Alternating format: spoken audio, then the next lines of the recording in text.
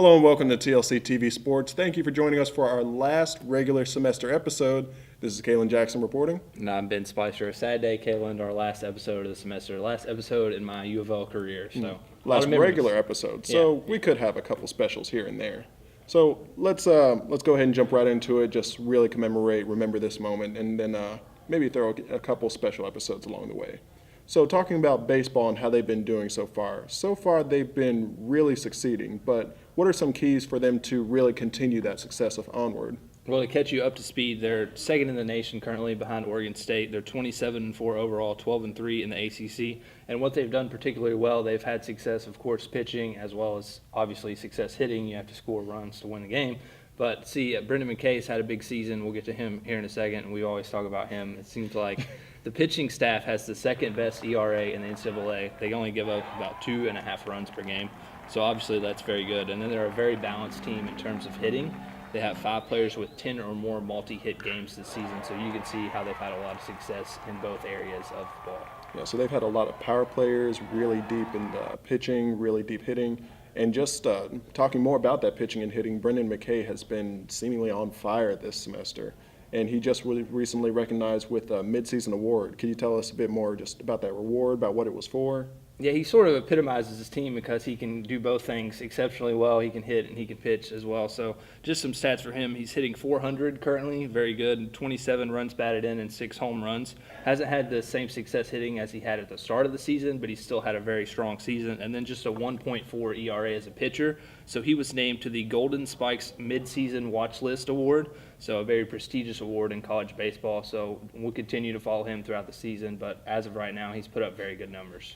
Looks like it's only up for him. So turning now to Louisville softball, things at least seem to have plateaued for the team. So they've struggled just a bit as of late. What is really needed for them to kind of pick up their game? Yeah, they started to catch fire once they opened ACC play. They swept Pittsburgh, and then from there they just struggled. They had a series at Syracuse that got rained out 2 games, and that kind of put them back a bit in momentum, and they're just 3-7 in their last 10 games, 22-13 overall, and 6-4 in the ACC. Marissa Becker has had a great season, going both ways. She's kind of like the softball Brendan McKay. Pitching, she's 17-7 with a 1.97 ERA and 122 strikeouts.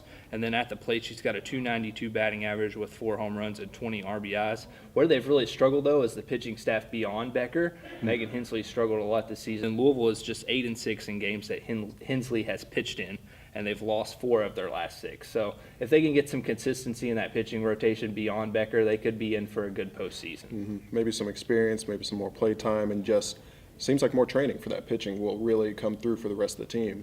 But so now let's talk about running, the thing that I like to do the least. The track team was recently honored with a midseason ACC award. Could you tell us about that?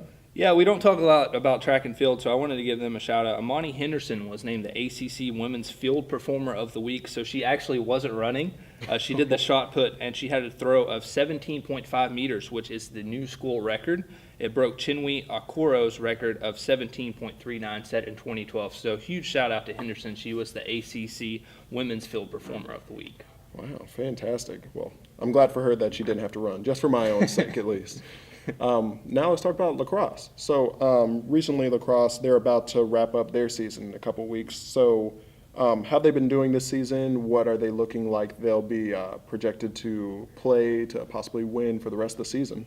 I would say that they're definitely going to be in the NCAA tournament. They play in the toughest conference in lacrosse to the ACC. They're just 2-3 in the ACC. Every team besides Louisville now, because of that loss to UNC, every team besides Louisville and Duke in the conference is ranked.